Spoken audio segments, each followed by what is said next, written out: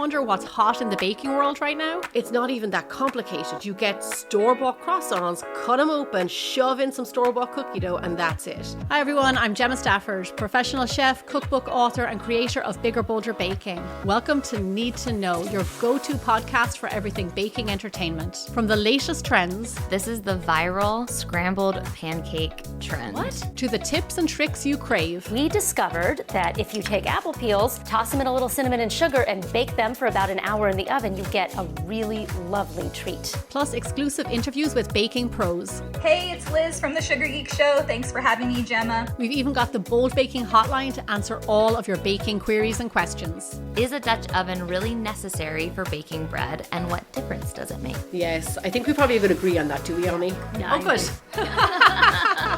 So join us every Sunday for your new weekly baking ritual. It's everything you need to know. You're listening to Heritage Radio Network.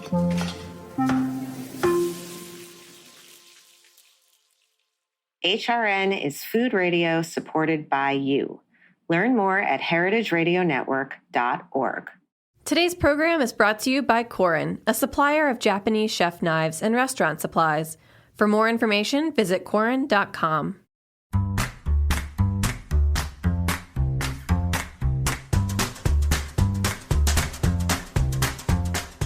I'm Allison Kane, and welcome to In the Sauce, a podcast about building consumer brands from the ground up. I love doing this show because I get to interview everyone from production gurus to marketing and social media mavens, anyone who can guide me on this crazy journey. This is the story of building Haven's Kitchen sauces, but it's also the story of every growing brand because we're all in the sauce. Today, I'm speaking with Catherine Campbell, the founder of One for the Books, a marketing consultancy that specializes in reviving older brands in food, home, hospitality, and culture. With nearly 20 years in marketing leadership, Catherine has worked at the agency level and in-house, growing exceptional, sustainable brands, including Wild Sam and East Fork Pottery. Catherine, I'm so excited. I've wanted you on this show for a long time, and welcome. Thank you for having me. I've been wanting to come on this show for a long time. It seems like it's been forever since we've talked. It's been forever since I've been doing the show. It's like, I'm like still recording the podcast. This is episode 248, by the way. I just realized it's getting up there. Incredible. I know. Amazing. Thank you all for still listening to me meander my way through this. So I wanted to start off with something, I've always enjoyed talking to you. I think you bring a really interesting perspective, and I love that you're in like the quote unquote marketing world, because in a lot of ways you don't have like the marketing vibes, if that makes sense. Like there's something just really, I don't know, maybe it's the Asheville thing or because I know you from East Fork. But I love how everyone kind of comes with a little bit of a different experience and personality and context to this massive thing that we call marketing. And I just wanted to start off the conversation asking you particularly, like, how would you define good marketing? Like, what would you say is good marketing? Well, thanks for the softball. Exactly. Let's just cut right to the chase. Let's get into it. That's such a good question. And you're right. I think it just depends on everybody's background and where they're coming from in order to answer this question. But I think simply put, good marketing pulls you in rather than pushes you away. And it does that by eliciting an emotional response. So there's something just really magnetizing about good marketing. It stirs me when I feel, when it makes me feel something I wasn't expecting to feel, and I think that that's just the way that I define it. I don't think that there's any fancy MBA definition for it, It's such a good way to define it, though, because as you said that, I thought about these like nanoseconds of I see a package, or I see a billboard, or I'm at an event, or, there is something that like creates an emotion in some way that might not be expected. And by the way, like might not be pleasant. I mean, for me, I keep going back to this, world of protein and Ozempic, and it's all the same, just like attention grabbing, loud craziness, but it's working. I know what all these things are. I know what the brands are. It's eliciting a response, even if it's not necessarily a positive one, but it is making me feel kind of curious. So I guess the second sort of follow-up question is like, does good marketing, I guess, aside from the pull in, does it make you buy something, or is it just getting your attention? I think nowadays it has to make you buy something. I think it's no longer enough to secure attention. I think that we have surpassed what some marketing pros call the attention economy. We're still fighting for attention. I mean, our world just keeps getting noisier and more crowded every day. But I think we've kind of blown past that, and we're sort of in this new weird undefined territory where there's so much noise that's happening. And I think that to really be able to market well, you have to pull someone in, you have to make them feel something, but you have to also get them to take some kind of action really quickly. Right. Otherwise you lose them. Yeah. Yeah, exactly. And I mean, there is a lot to be said about, we could get into all the nuances around brand marketing versus performance marketing and, the role of this thing and stuff. But ultimately, I don't think it's enough necessarily for someone to walk by a billboard and that billboard's job to sell something immediately. But I do think that there has to be this sort of, what's the word I'm looking for? Just a very concentrated effort on different platforms that ultimately make you feel the same thing and make you take that one action together. Right. It all has to be orchestrated really well nowadays. Yeah, no, that's, I mean, speaking of sort of all the noisiness, I was reading, like, you like to take things, and I don't want to put words in your mouth, but like that maybe are like a little tired or have like, they're in a little bit of a seventh inning slump type of thing. And do you think that's happening faster now because of all the attention stuff? Like even the trends, we were just talking about on a marketing call, we had talked about doing a partnership with one of the many new New York City cool kid bagel places. Bagels have been in New York City literally, forever. And now there's like this one type of store. It's got, Topo Chico in the refrigerator that's plugged in. There's a line around the block. Like there are like several of them now that like kind of look the same.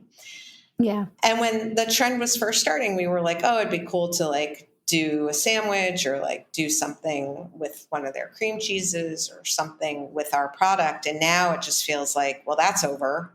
Like before it even started, it's done. And we were talking about how if you were a marketing team right now and you were planning like a thing with Apollo Bagels that's supposed to launch in December, you would feel kind of bummed because it looks like you're piling on or copycatting, but you've been planning something.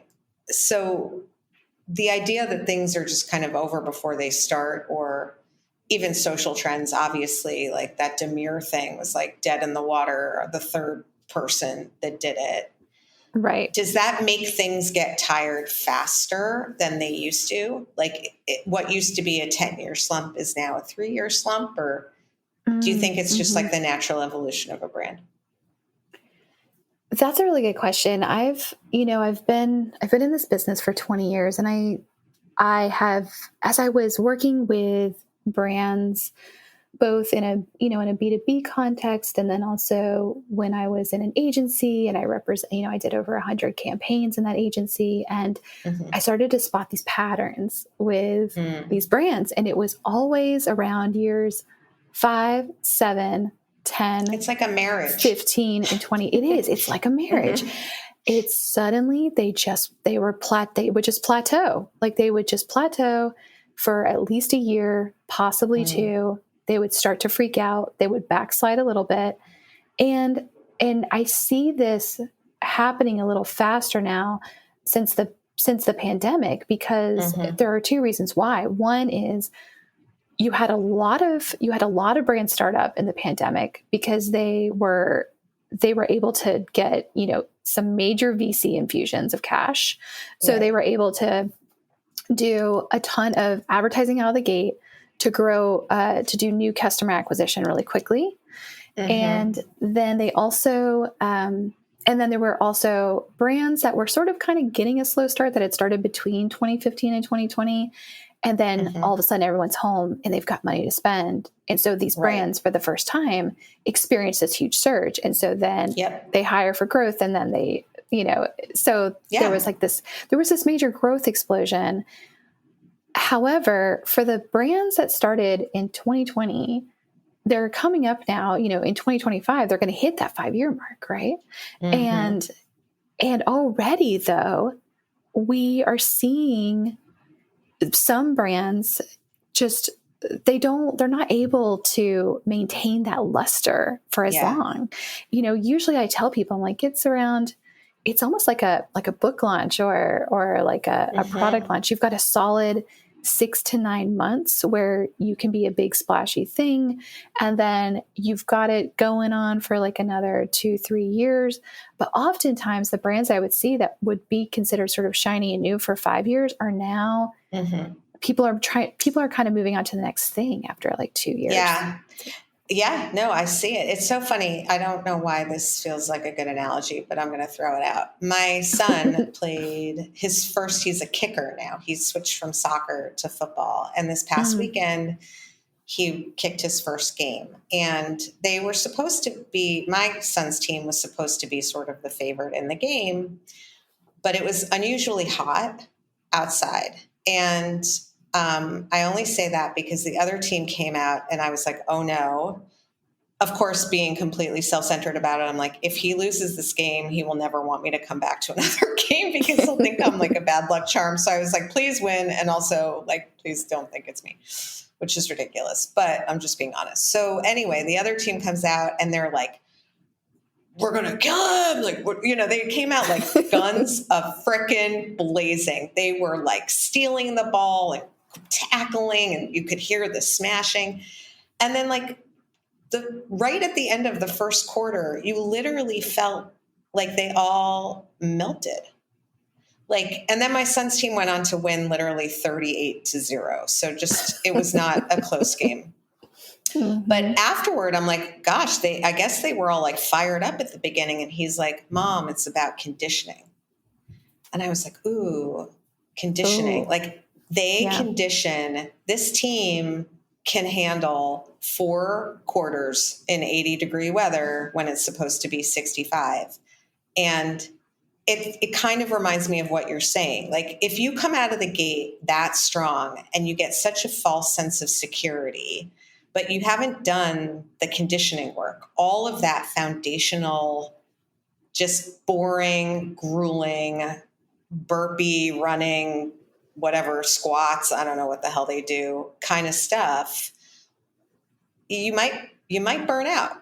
Like you might come out really strong. And it kind of sounds like that's a little bit what you're saying, which, and the other piece of when we look back, we went global with Whole Foods the first day of the lockdown. Literally, it was like the first week. And we thought it was going to really hurt us because no one in all these cities around the country knew what Haven's Kitchen was. It ended up being sort of a tailwind and a headwind. But I think you're right in the sense that we did get a false sense of security, and we did get nipped by it a little bit when people went back to eating out and not cooking 17 meals a day from home.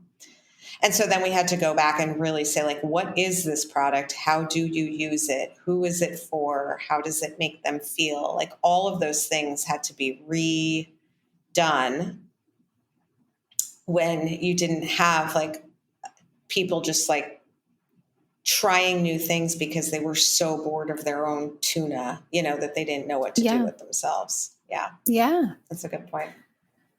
That's such a great analogy. I love that. I'm going to remember that.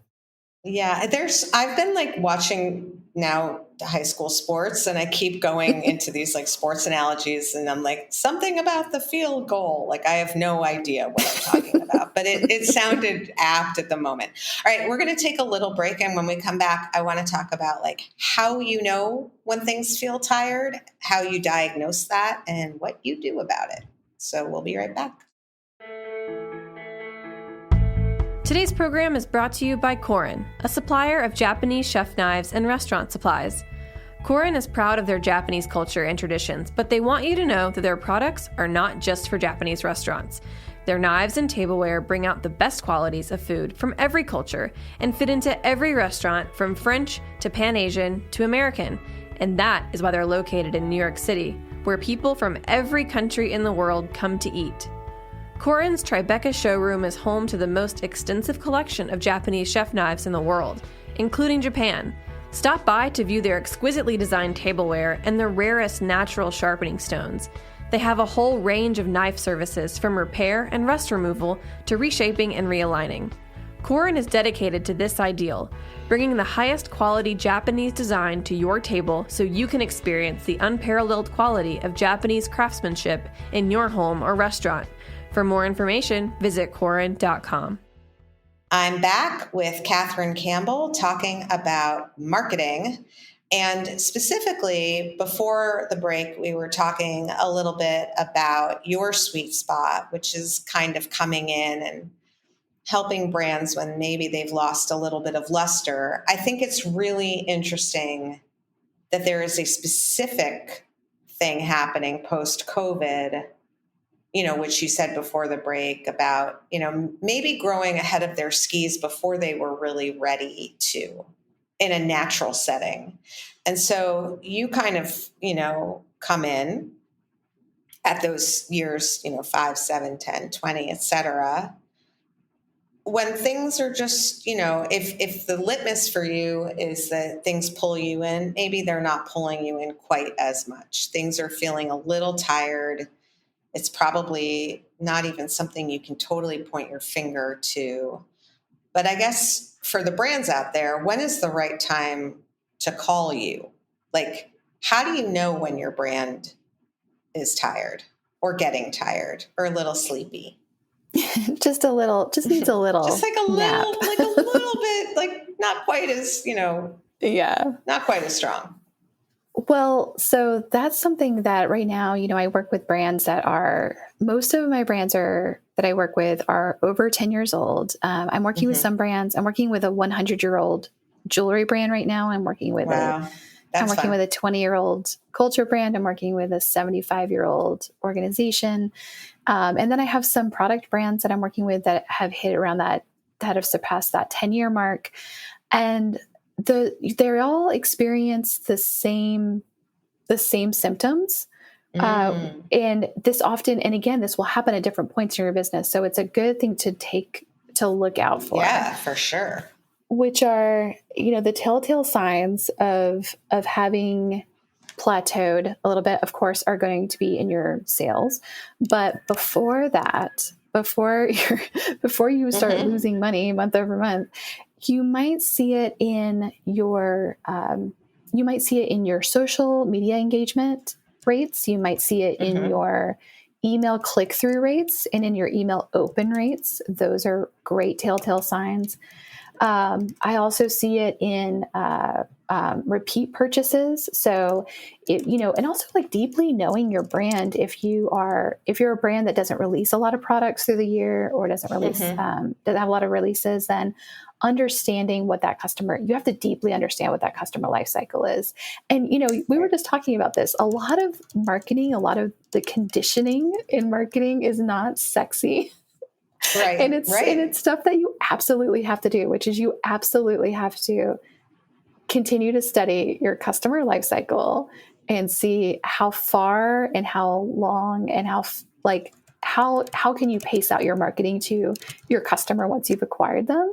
And then when are they going to purchase again from you? And if it's going to be a long time from now, how do you continue to nurture that relationship and keep them in community, right? So for example, the jewelry brand that I work with right now, incredible, but they have a typical customer life cycle where their customer is buying their very expensive pieces from them every, year and a half, 2 years. And so how do we keep those people in community over the course of 18 to 24 months? That's a long time. No, that's an amazing perspective too. Everyone can learn from that. And I don't even know that everyone knows exactly. Like we're like, we think everyone probably buys a condiment, every month to 3 months, but we don't know. And we don't, and I think almost thinking of the marketing job in a way, super simplistically, of like just making them remember you in between those tent poles of purchases so that they do actually, because unless you're on subscription, in which case you don't have to worry about staying top of mind. But again, it goes back to that attention piece where like, I'm surprised anyone remembers anything at this point. Exactly. Like, the world is just nuts. Okay, so that's a really interesting way to think. And that is what customer life cycle means. It's like how often they buy it, basically. Yeah, just sort of understanding, really getting a good sense of how long does it take to acquire a customer? And that often typically depends on your price point. Are you offering anything free or with that, an experience with that first product? So it's like, how long does it take to get that first customer in the door? How long are they going to stay with you before they purchase again? And then how do they move within your product ecosystem through your entire collection of whatever it is that you're selling? And how many times can they cycle through that? And how can they move within that?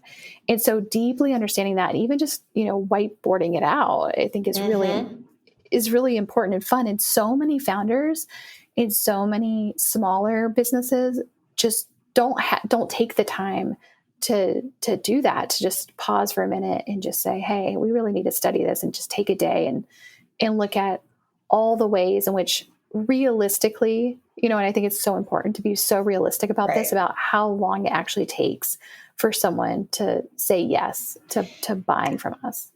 And if you're not D2C, right? Like, so I'm thinking, okay, that you can, if you're a D2C brand, you can see how many times someone comes to the page and abandons cart and things like that. But what are other ways of you knowing that? How do you learn that? I mean, is it just you have to survey, or how do you know? Well, I mean, surveys and customer research are just some of the most surprising experiences. And I always ask brands to do this. And I'm actually opening up a research studio in 2025 because I've gotten so into this and going to be doing more market industry research and providing that to brands. But as part of my work, though, I do customer research and I do market research, but at the start of working with any brand. So we deeply get to know who their customers are, because every single time, I'm not even joking. You're surprised.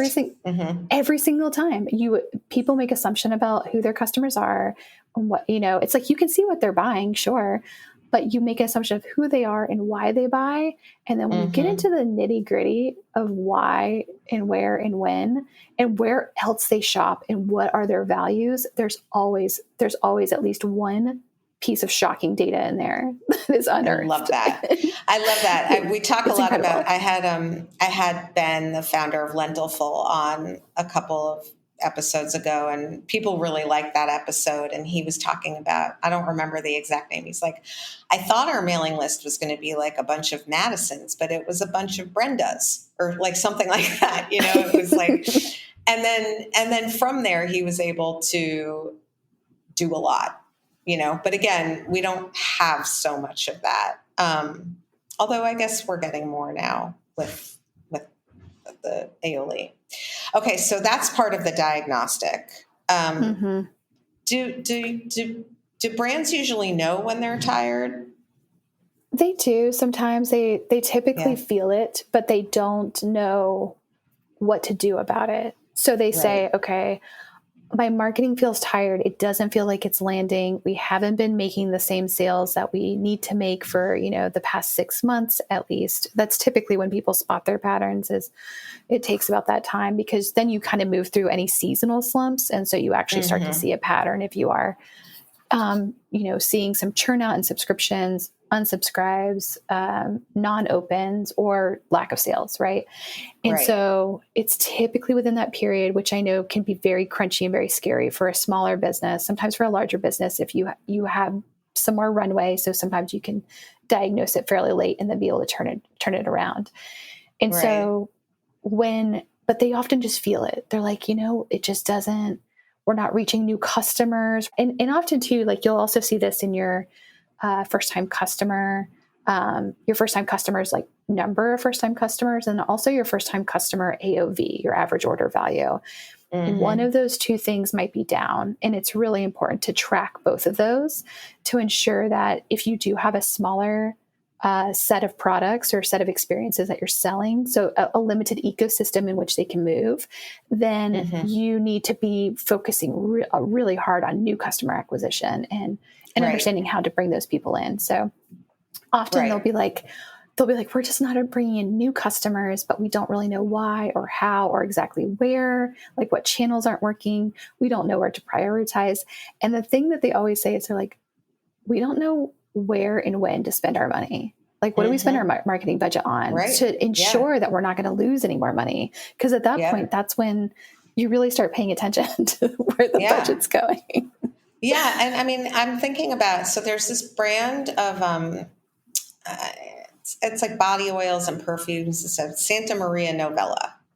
And I recently discovered it because they make this patchouli soap, and I'm kind of obsessed with I put these soaps in like my drawers and they make everything smell good. And then I went in to see if they had a body oil, and I didn't even know they had a store in New York.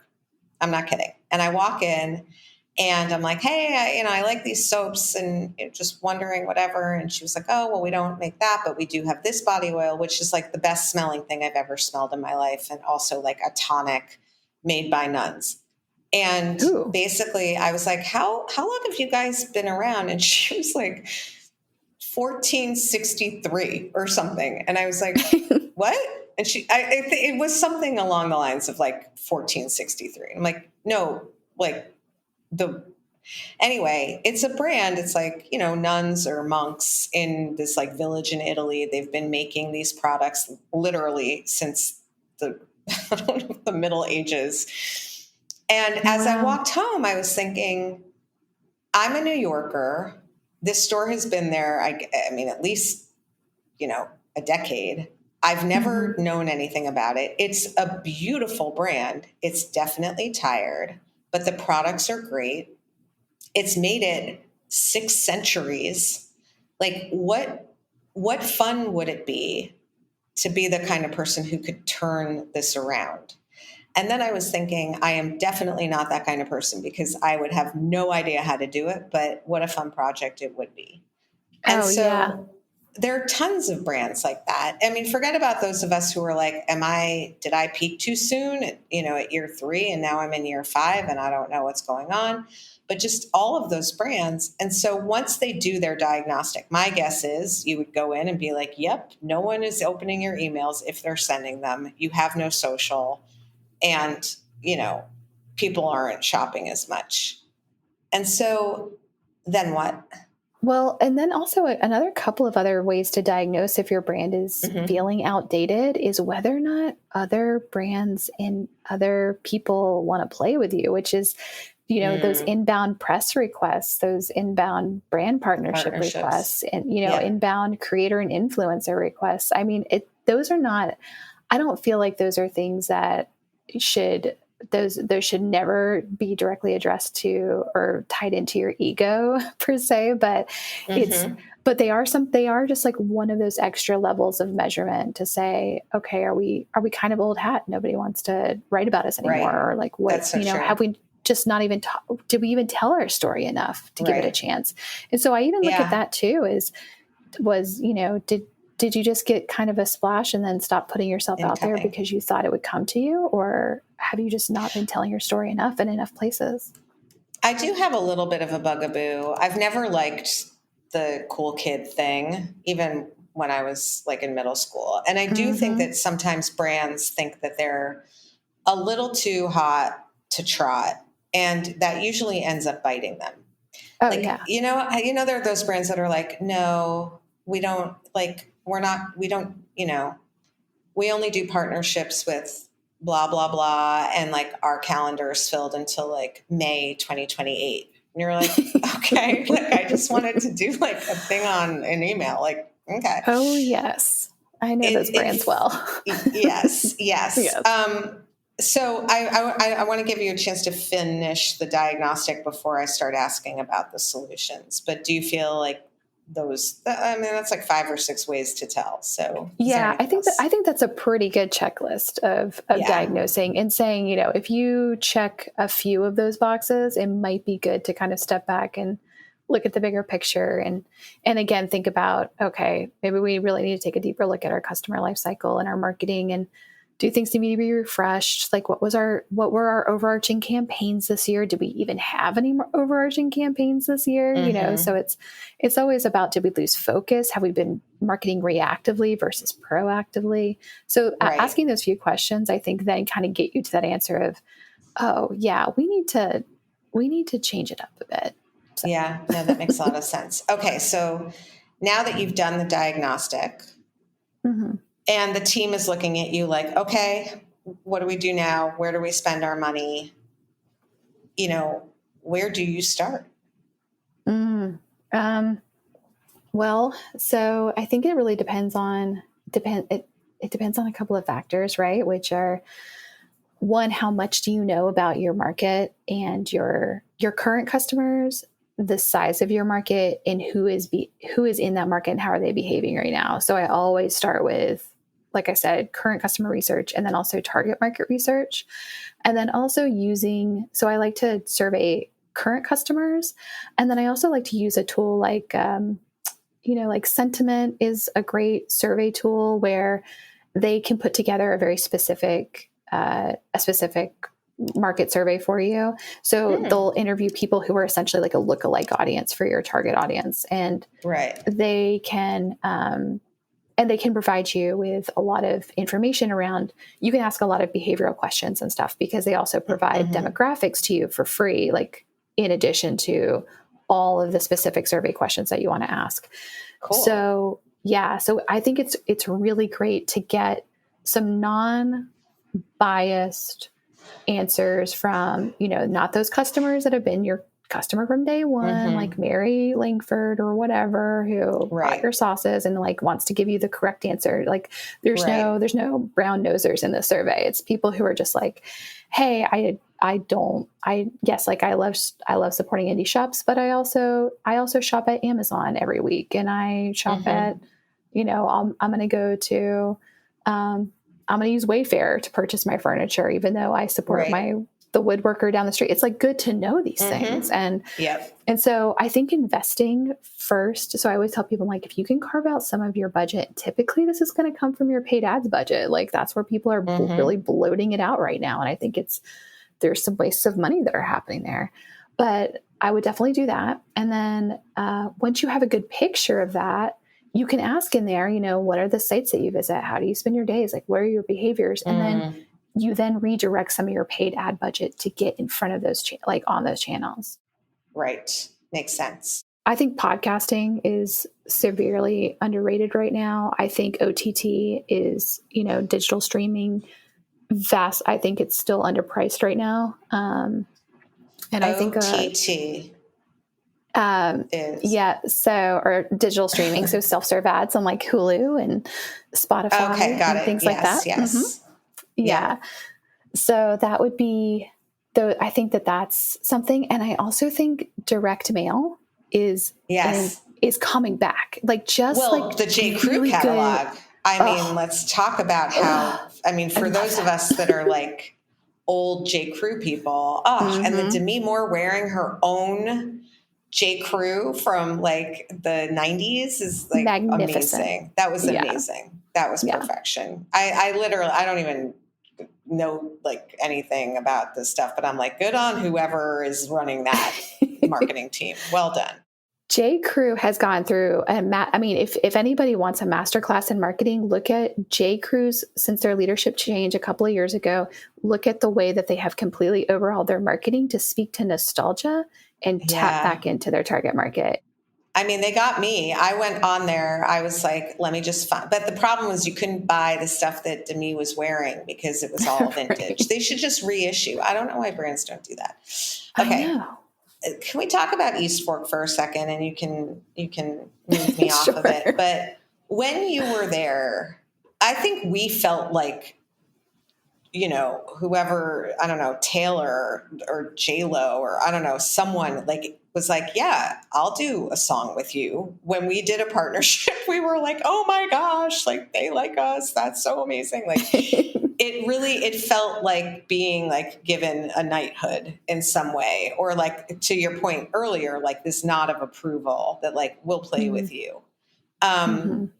It was on everyone's everything. It was everywhere. It was like this instant, I don't know how instant, but felt iconic almost immediately.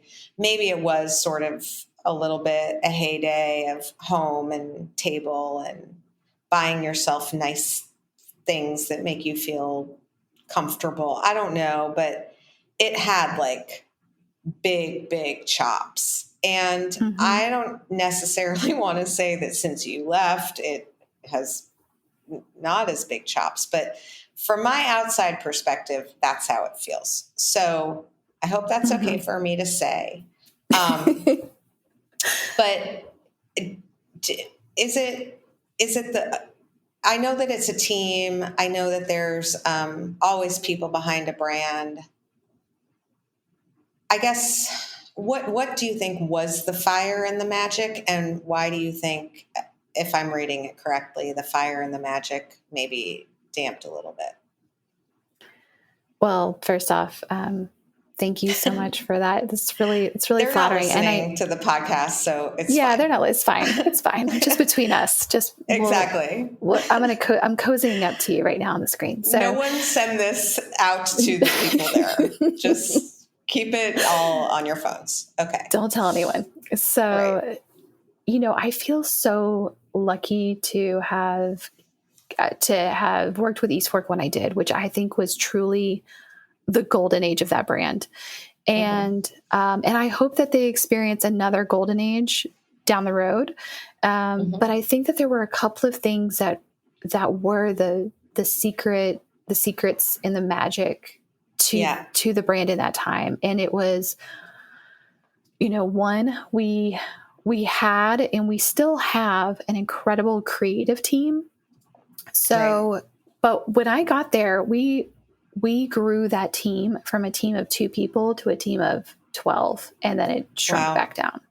It was pretty big, pretty fast, like a lot of D2C brands, as we all know, and out of necessity. And then, but the people who came in were incredibly talented. And so I think the key was finding some really great creative people who you let them take risks. So I love that I could write a brief or give out an idea, and our designer Drew or our head of design Nicole they just got it. They just knew. And it's really hard to replicate that kind of magic. Right. So I think that there was there's the magic of having a really great creative team, a strong creative team, people who are, you give them the room to take risks and to play. I think that's so crucial. The second part of it was strong personal storytelling. We were kind of coming into this growth period of waffling. Do the founders move away from the story? Are they, should they be the faces of the brand anymore? And we went back and forth and eventually kind of moved out of it, once Connie left as CEO. And there were, I think you can, I think it's really important that if you are a founder that you have to be comfortable being part of the story.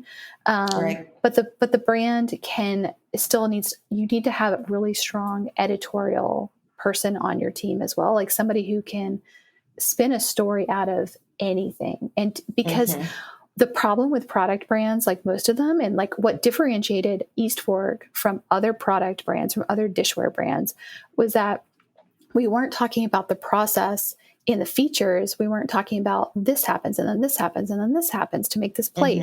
We were talking about the why. We're like, we make this in this way because, and then we do this because of this tradition. And then we do this because these are what our values are. And this is what we give a damn about, Right. And that, by answering why, and I think that's like the biggest piece of advice that I give to brands a lot too, or if you're ever stuck in like what to write about or something, just go back to answering a why. Like, why do this? Yeah, that's such a good point. There was that. And then, I think that those things, and then also building a strong community and inviting that community in, I put out a call locally to local East Fork collectors if they wanted to be in one of our photo shoots. I got over 150 responses in less than 24 hours. That's it was so amazing. neat. Yeah. Yeah. And it goes to your point about pulling you in, when there is so much choice, and I'm a big believer in consumer choice. I think it's like really critical. And that's partly what I'm concerned about now with less innovation, more private label, all of that. But when there is so much choice as a brand, you need to work much harder. And kind of like the kids who came out on the field all hot and like, woohoo, we're going to crush you. That's like a beautiful package, and you can announce that. But the real work is showing up over and over and over, like, again, for your consumer. And that is the why, right? Like,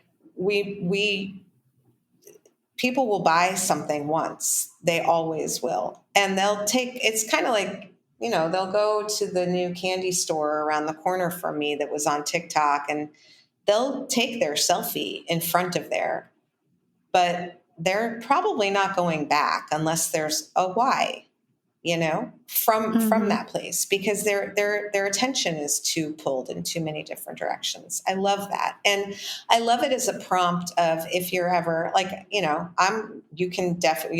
follow me on LinkedIn and see, like, I'm going to be just saying like, this is why I chose the color blue. Like, this is why because it's a great prompt. It's a great way to bring people in.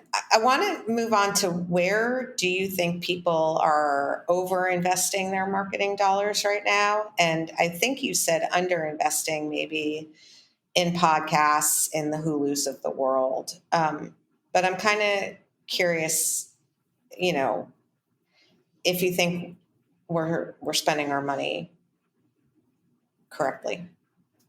So I think there are a couple of places. One, I think people are overspending in they're overspending in their digital ad spend right now. So your Googles, your Instagrams, your Facebooks, your Metas, of course, of the world.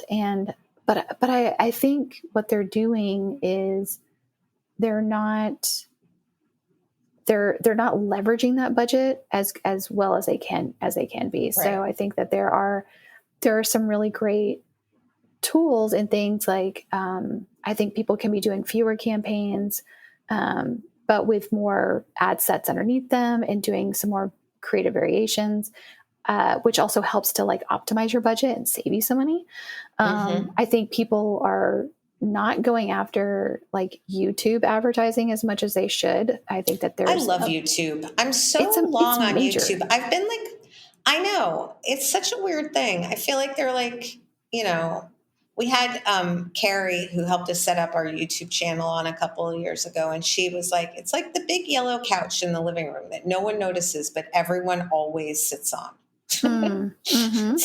Such a good description. That's such a good description. Yeah, I know. It's a funny one. Okay. So yes, YouTube, agreed. And YouTube ads is what you're saying. Yeah. Yes, absolutely.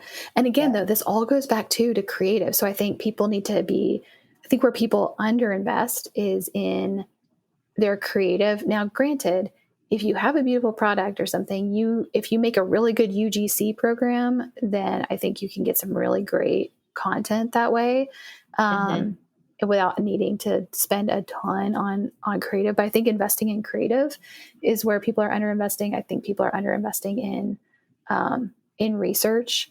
I think that people I want to say that they're underinvesting in like print and like tangibles. I think tangibles are so important. I think that they're going to be coming back in a big way. Yeah. Well, to your point, so is the good old fashioned, like in a way, TV ad, even though it's not necessarily going to be in the TV as we know it. The idea of like a commercial, is coming back. I feel that in the air. I feel like, and people are doing them in a kind of tongue in cheek way, whether it is an ad, even us, like, I have no way of saying how well it did, but we did an ad in the New York Post, like a full page ad of just like a big pouch. And it was like, summer's getting hotter, which I don't know if anyone like cared, but we thought was sort of like, this could have been in 1982. Like we were purposely trying to make it almost like a little kitschy because it was the Post and it was summer and it was sizzle and whatnot. But I feel like there's a lot I'm seeing too of people doing like kind of like commercials, but almost breaking that fourth wall and talking to the camera, and there's irony, but the idea is there. It is kind of old school. And again, going back to the J. Crew thing, I think people are, my guess is that it's all cyclical to some extent, and that people are just saturated with online. They've seen all the same people talking to their camera in the car one too many times, and they're looking for something a little bit different, So totally. Listen, girls, this is how I put on my mascara. Right. Get ready with me. So you and I met doing a brand partnership. Oh, so fun. Everyone who listens to this podcast knows that I'm actually like, I play up, I play smaller. I love brand partnerships. I like sharing our little light, whatever we have, with brands that are right behind us. And I love it when older brands share theirs with ours, or, in certain cases, older brands need a little bit of like sizzle and we need a little bit of gravity. And there are I've had plenty of people come on talking about it doesn't have to be expensive. It doesn't have to be a whole to-do. There are lots and lots of ways to sort of, share audiences, get people excited about the products together. That said, I want to talk about some of the partnerships where I'm like, why does this make sense? Like, is this just like, I'm cool, you're cool, let's put ourselves together, even though it doesn't necessarily mean anything. It's just showing that we know each other. It feels like clout seeking as opposed to joy and delight for the consumer. But I am put off by that type of thing, and I might have a little sour grapes. So set me straight. I get a little jealous, even though it's like, I don't want to be invited to that party, but also, why didn't they invite me to the party? I know. Yeah. I've worked on so many partnerships, and I've had to turn down so many partnerships, and I've been turned down by potential partnerships. And I think, and then I see some of these partnerships happen, and I think to myself, who put the green light behind that? That is right. It's so disingenuous. It's only for typically for PR value, which, by the way, going back to like underinvesting and overinvesting, I feel like people are overinvesting in traditional publicity, which is dying. And I think they're underinvesting in affiliate PR, affiliate commerce PR. Just FYI. Yeah. Also, Substacks. Go find Substacks. We're going to talk about this for a second. We're going to go back to the partnership thing. I had the brilliant idea of reaching out to 100 Substack writers and just saying, okay, yeah, oh yes, except like I think 4 of them wanted samples and like no one posted. It was a total dud. Really? I thought it was in concept really awesome because this is where people are going. They're going for their food. We actually got some really kind of rude, like, I don't understand why you would want me to you only just, started following me last month. Like there's like a little bit of a thing on Substack that's a little bit like Instagram 2013, 2014, where they're like, okay, you don't need to take yourself quite so seriously. And it's like that blogger personality where they're like, it's very self-referential. So it's like, oh my gosh, I hit 1,000 things today. Thank you all so much. But you're like, I'm not on here to read how many things you got. I just want the recipe or the listicle or your musings on The Bachelor or whatever it is. But it seemed, I don't know. I was super bullish on it. I have a Substack that I write every once in a while. Like I love the platform. Yeah. I'm not sure the platform itself is taking its writers into the right place because it's starting to feel like another social media site as opposed to like a place where people can write really good long form things outside of traditional food media, at least, or beauty media or fashion media. So I don't know. I want to hash that out a little bit. Allison, come getting in with the hot opinions. I like this. I know. I'm all feisty today. It's because I moved I got no sleep and I'm just, laying here on the floor. But this is where it gets so real. And I'm so glad that you shared that experience because I've had sort of the opposite experience with, but not with enough, I think, to prove my theory yet. So I think I think we both might be onto something. And I do agree with you. I think that Substack is totally, I think it's going to be, I think it's heading in the wrong direction. I'm keeping a close eye on Beehive and who's moving over there. But yeah, because I think you're right. It's I'm so glad that you shared that. That's great. I mean, I thought we had like hacked it. Like I was like, okay, we have just fuck everything. We're going all in. We're going to write these really lovely notes to 100 of these people. We're going to, offer them product. We're not going to like be hard sell.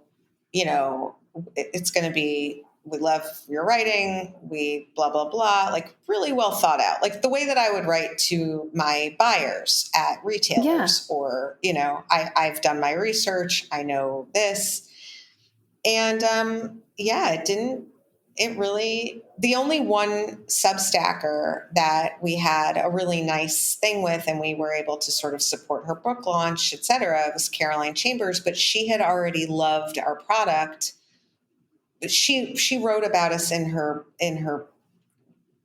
I don't know, stack. I don't know what you call it last year. So we just reached out to her saying like, thank you for writing about us. Can we do something a little more formal? Yeah. But, I thought it was going to be like the mother lode and it wasn't, but it could be our execution. I don't know. It could have been our execution. No, knowing you and your team do so well with execution. And I just also think about your aioli launch kits that you did for brand friends and influencers that were so thoughtful. also were such a great example of you don't have to go completely over the top. You just have to be very thoughtful and put together a ready-made use case for your product. I mean, it was so good. I still talk about those. Oh, great. We had like it was like sandwich wrapper paper, a little spreader knife. What else was in there? Aioli, obviously. I'm trying to think if there was anything else. We couldn't put like bread or turkey in it, but that would have been funny. And it was just adorable. And Bridget designed the box and did such a great job. Thank you. Yeah. So before we finish, I do want to go back to your partnership after I was complaining about, the cool kids. What are your thoughts and what makes a good partnership, I guess, and what makes sense, and what are some things you're thinking about regarding them? Well, so I think one of the best examples of a bad partnership that I've seen recently was the Yeti and Liquid Death casket partnership. The casket cooler, they made one of them and then they like sold it for a stupid amount of money. Now, what bothered me about this partnership is that Yeti is notorious about being very picky about who they partner with.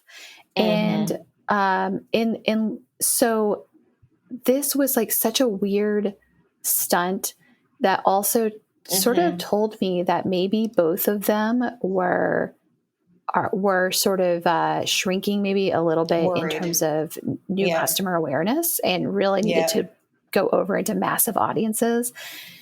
And yet, I don't know, it just it's so interesting that you use the word stunt, because I don't know if you saw, like, Melania posted this thing about the media not liking her nude photos, and like no one cares that she's had nude, like whatever. It was just, and I was thinking like, well, this is a stunt.